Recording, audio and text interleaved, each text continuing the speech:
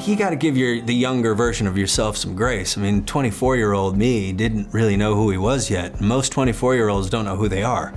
Honestly, like most people never figure out who they are because they never give themselves time to sit and realize who they are. It's just like guns blazing all the time. Got to get to the next thing. Success over here, success over there. Kicking doors down, you know. God is, I think, letting me know that the journey is the destination, right? Like 3 years ago, I would have killed to have my song on radio, right? Then your song gets on radio and then you're like, oh my God, now here's the next goal, you know what I mean? And at some point, it dawned on me, nothing in the world that can actually fill the human heart except for God. So it's like, you're always just gonna keep wanting the next thing, you know? But if you can find deep satisfaction in the moment you're in, then you're there.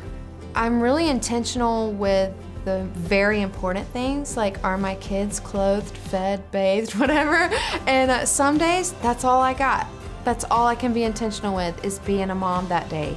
And then other days, I can feel like I am conquering so much because I was able to study the word and put together a message for something that I'm going to speak at. I've become more intentional the more I've given myself space to realize whose I am rather than just who I am. It's this constant just being satisfied where you are that will make it possible to be satisfied anywhere. I try to follow the Holy Spirit every day in priorities and intentionality, because I think sometimes we can put too much pressure on ourselves to be intentional with everything. And I can't think that hard. I don't even have margin to do that much. And so I'm just like, Holy Spirit, what do you want me to do today?